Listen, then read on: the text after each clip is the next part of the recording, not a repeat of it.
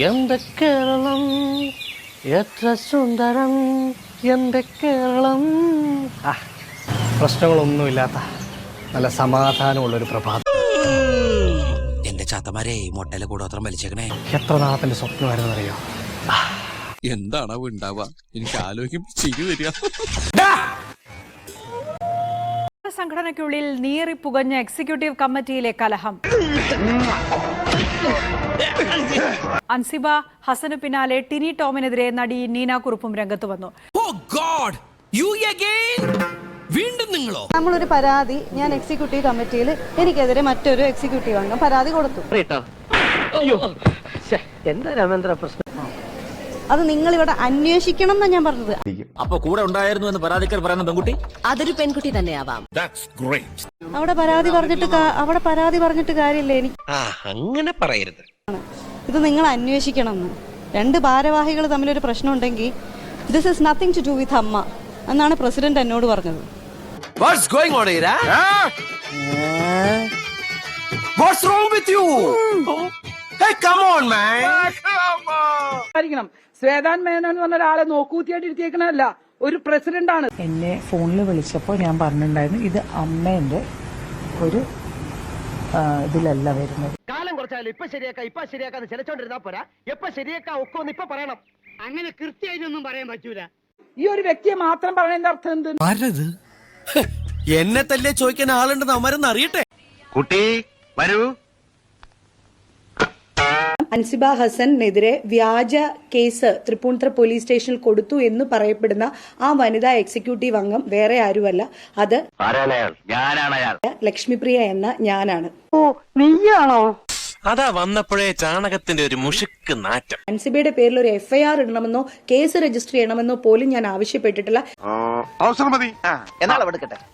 വനിതാ സെല്ലിൽ കൊണ്ടുവന്ന് അൻസിബയ്ക്കെതിരെ കംപ്ലൈന്റ് കൊടുത്തത്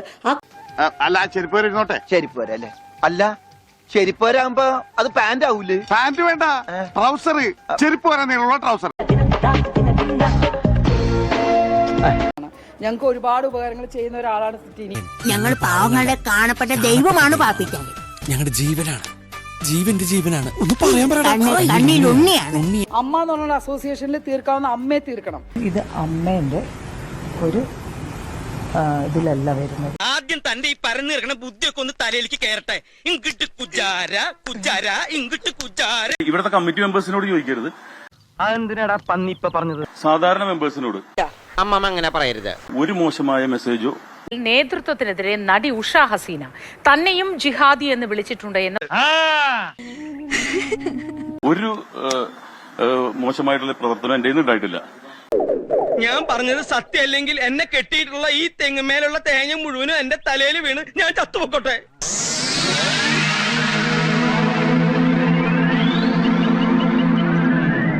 ഞാൻ എന്ത് ചെയ്യാനാ? വളട്ടാലല്ലേ തേങ്ങ ഉണ്ടാവും.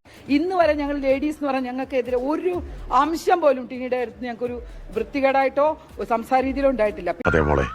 സഞ്ജീവൻ ദൈവമാണ്. പിന്നെ നമ്മൾ പ്രോഗ്രാം ഒക്കെ ചെയ്യുമ്പോൾ അങ്ങോട്ടും ഇങ്ങോട്ടൊക്കെ എല്ലാം ഉണ്ടാവും. അത് സ്വാഭാവികമായിട്ടുള്ളൊരു കാര്യമാണ്.